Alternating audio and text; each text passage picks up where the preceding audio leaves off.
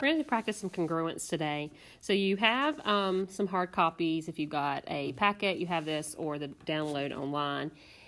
Your number one, you're finding some congruent figures that match the top shape. Number two is talking about finding points that are marked. We have angles ABC and ABC prime, and they're asking you, are they congruent? So you got to explain your reasoning. Patty paper is very helpful here to measure. Now you can use a protractor. You learned many years ago how to use a protractor. If you don't have access to one, patty paper will work where you can do an over to see if they are congruent and to kind of measure those angles. Remember when you're talking about angles here, this angle that you're measuring ABC, you're measuring this angle here. ABC prime here, same, you're measuring the angle. So you're measuring those angles there. So make sure you're not measuring like the angle A, you're measuring ABC. So whatever's in the middle here is where the angle you're measuring. So that will help you with that. All right, let's talk about some vocabulary here. Adjacent angles, vertical angles, and linear pair. So an adjacent angle, think about something being side by side. If we have like a service road next to a interstate, sometimes you see the little road that runs down beside the interstate. Those are roads that are adjacent. If someone's sitting beside you, they're adjacent to you. So this definition is two angles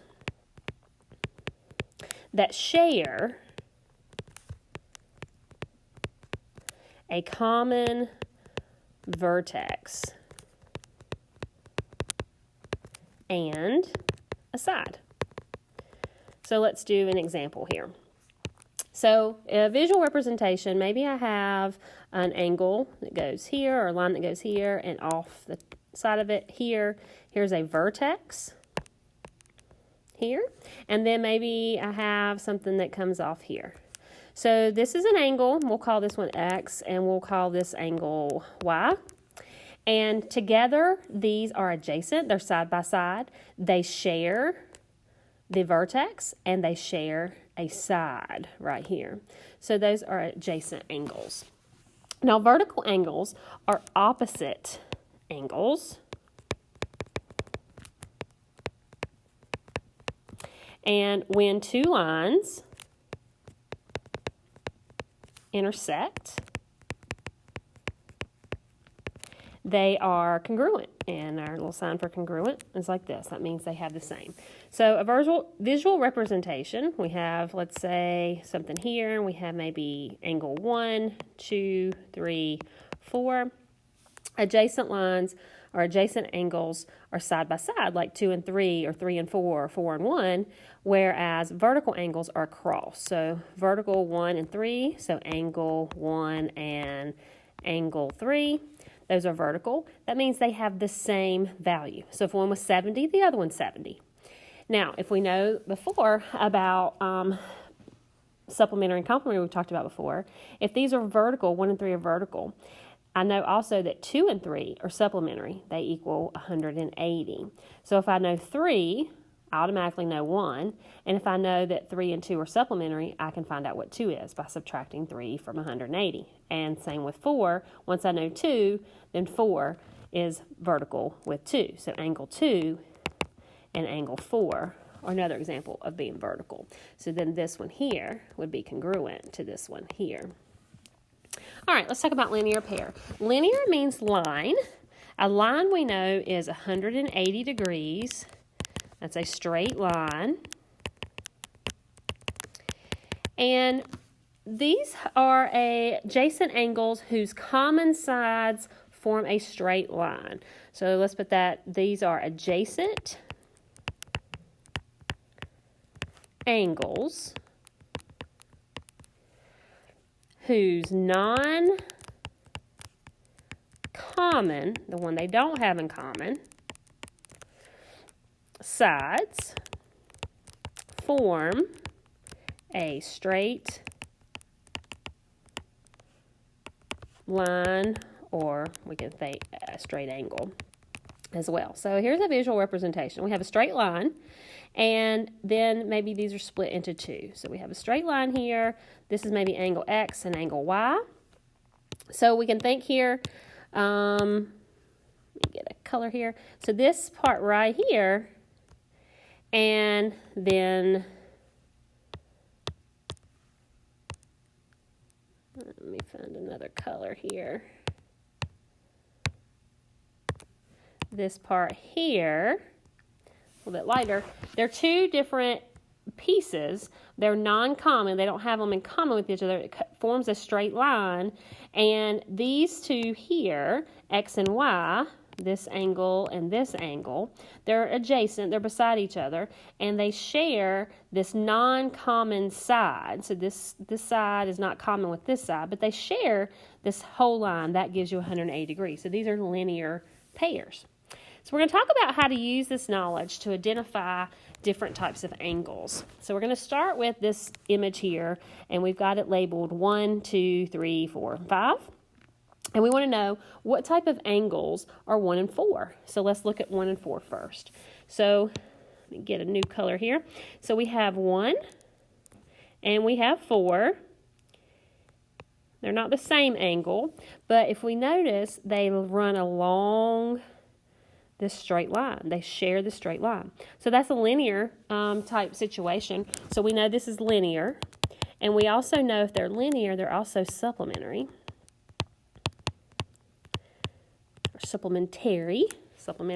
And then if we look at 2 and 5, 2 and 5 together, when we look at what they share, so if we look at 2 and we look at 5, we're looking here, if we look about what they share, they have a common vertex and a line in between. So these are adjacent angles. If we look at 1 and 5, so let me clear out some of our colors here. If we look at 1 here, and we look at 5 here, they're directly across from each other, so they're actually vertical. They have the same value. And then if we look at 4 and 5,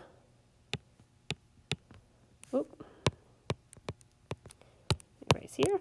If we look at 4 and 5, we have 4, we have 5, we notice, oh, they share a straight line. Together, they make up 180 degrees, so they're supplementary.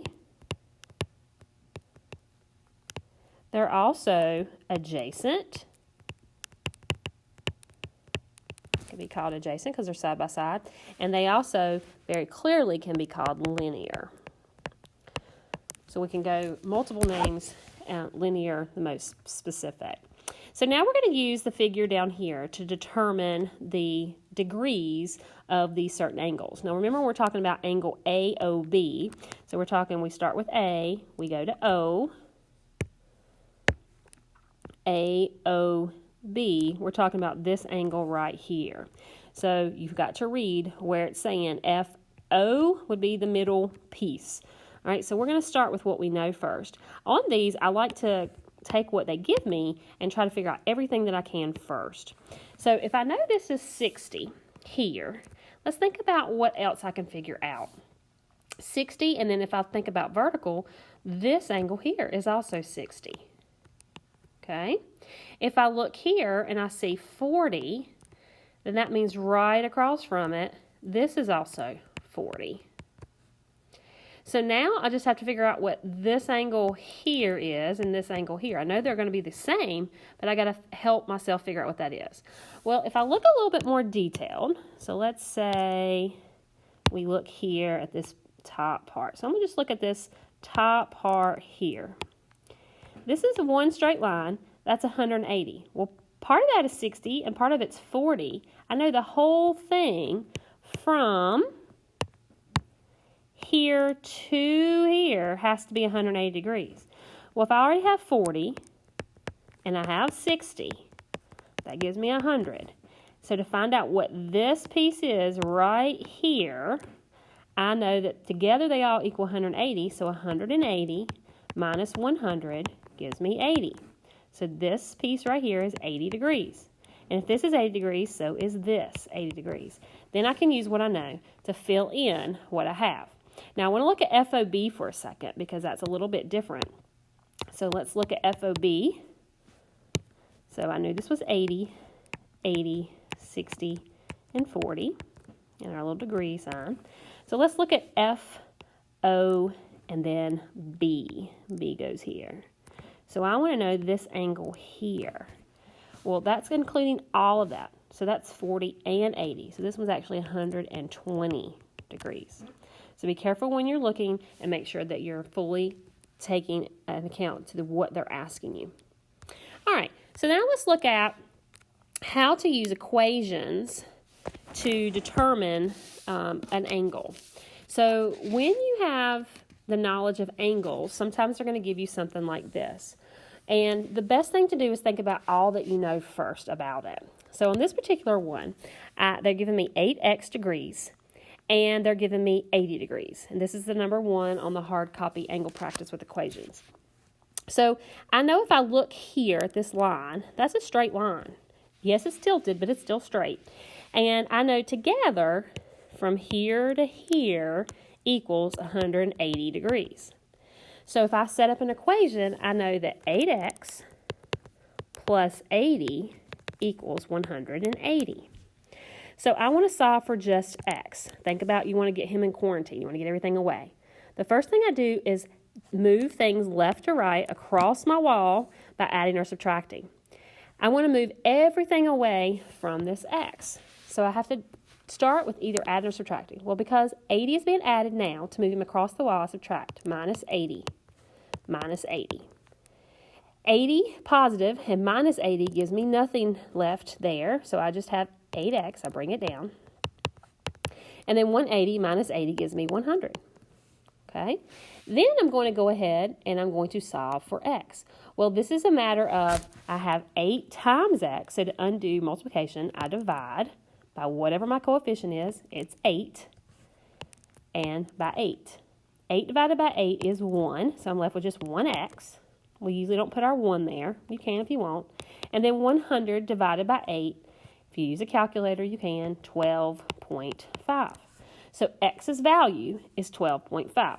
Now, to prove that I'm right, if I plug in 8 times 12.5, I'm going to get back to 100. And 100 plus 80 gets me back to 180. So I know I'm right. If it wanted to know what this angle here was, I would know that it's 100 now. And then I know, because this 8x is vertical to this spot here. And then 80 would also be here because these are vertical. This angle here with this angle here are supplementary, are linear. They're also adjacent to each other, and they're 180 degrees. All right, let's do option 2. This is number 2 in your packet. So we have these two angles. First of all, what type of angles are they? If you look here, they're directly across from each other. That means they are vertical angles, and vertical angles are equal to each other. So when we set up our equation, it will be 5x plus 10 equals 8x minus 20. Now, I'm going to get x's alone. So think about your wall. First thing I want to do is move my constants left to right. I want to get them alone. I'm going to go ahead and move this 20 over. Right now it's subtracting 20, so I'm going to add 20. Add 20. It has to go with like things. So I'm left with 8x. 10 plus 20 gives me 30. And then I have to bring my 5x down. Now, I need to get my x's together, my common terms. So I'm going to move them over. So this is adding 5x. So I'm going to subtract 5x from both sides. 8x minus 5x gives me 3x. And then 30 is left alone on this side. Now I want to know the value of x. I'm going to divide by my coefficient of 3 on both sides. 3 divided by 3 is 1, so I have x. And 30 divided by 3 is 10. So now I know x is worth 10, and I can now find out what these angles are actually worth. So when I plug it back in, substitute my value of x back in. So 8 times 10 minus 20. 8 times 10 is 80, minus 20 gives me 60. Now these are vertical, so this one should be 60 as well. We can double check. 5 times 10 plus 10. 5 times 10 is 50, plus 10 is 60. So these are both 60 degrees. And now if I wanted to know this angle here, I know that here is a straight line. So this angle plus this angle that I don't know has to equal 180 because it's a straight line, linear. They're adjacent. And I can think 180 minus 60 gives me 120. This one's 120. And if this one's 120, straight across from it, vertical is also 120 degrees. So now you've discovered all of them. All right, we're going to do one more. This is number 3. So first of all, we got to look at what type of angles are these. Well, if we look originally, they share a straight line. Okay, so we know together they equal 180 degrees. So we're going to add these together to equal 180. So 13x plus 19 plus 9x plus 7. So the first thing we do when we combine is combine like terms before we start moving. So we have a wall here, but before we start moving things left to right, we're going to combine like terms. So I have a 13x and a 9x, so I actually have 22x's. Then I have a positive 9 and a positive 7, so I have a positive 26 equals 180. Then I'm going to move things left to right. This is adding 26, so to move it, I have to subtract 26 from both sides. Positive 26 and minus 26, or negative 26, is now nothing. So I'm left with just 22x on this side. And 180 minus 26 gives me 154. Now I'm going to divide by my coefficient, which is 22 on both sides. 22 divided by 22 is 1, and so I just have 1x left. 154 divided by 22 is 7. So my value of x is 7. Now I haven't figured out what this value is yet of each of the angles, but now I can. So if I plug in 9 times 7 plus 7, this is going to give me this angle.